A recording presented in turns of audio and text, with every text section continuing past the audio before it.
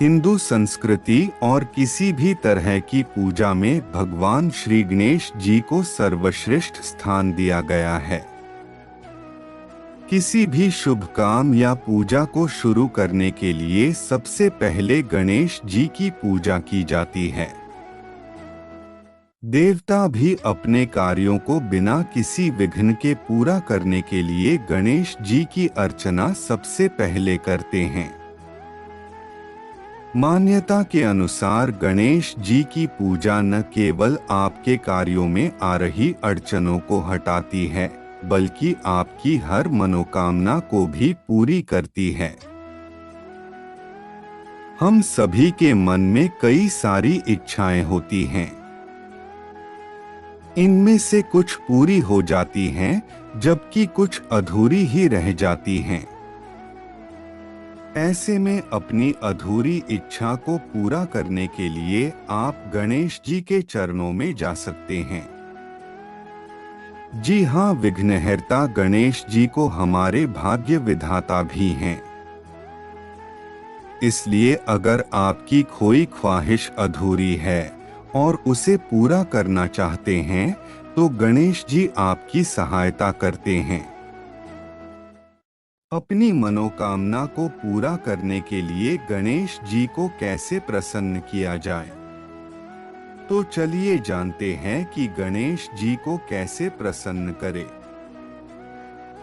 दूर्वा गणेश जी को खुश करने का सबसे सस्ता और आसान उपाय दूर्वा अर्पित करना है। दूर्वा गणेश जी को इसलिए प्रिय है क्योंकि दूर्वा में अमृत मौजूद होता है। गणपति अथर्वशीर्ष में कहा गया है कि जो व्यक्ति गणेश जी की पूजा दुर्वांकुर से करता है, वो कुबेर के समान हो जाता है। गणेश जी को कम से कम 21 दूब, 2 शमी और 2 बेल पत्र चढ़ाया जाता है।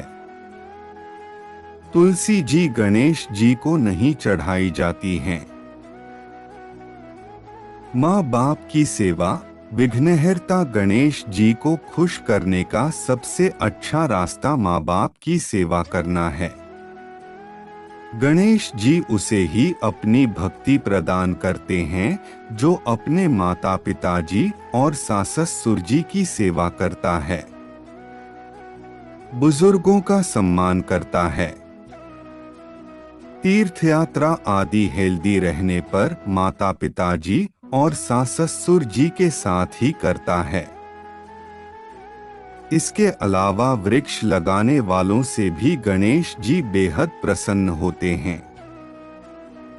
अपने जीवन काल में कम से कम 108 वृक्ष लगाएं और उन्हें संतान की तरह पाले बड़ा करें।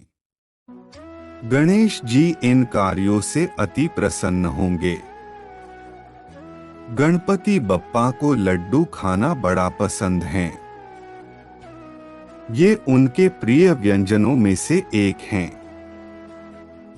अगर आपके मन में कोई भी ख्वाहिश है, तो आप गणेश मंदिर जाकर विघ्नहर्ता को लड्डुओं को भोग लगा सकते हैं।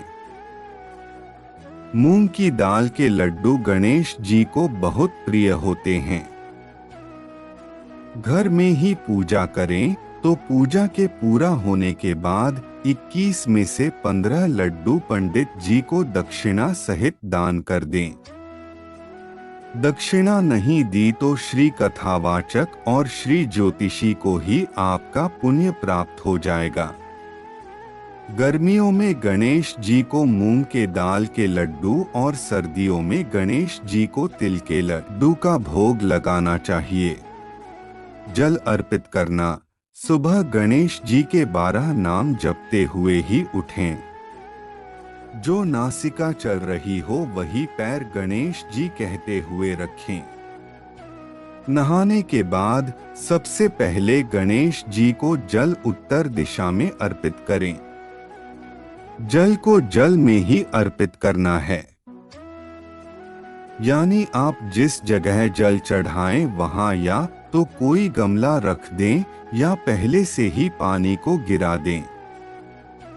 इसके बाद ही पूर्व में सूर्य नारायण और दक्षिण दिशा में अपने पितरों को जल अर्पित करें। इसी तरह की जानकारी के लिए इस चैनल को लाइक, शेयर और सब्सक्राइब करें।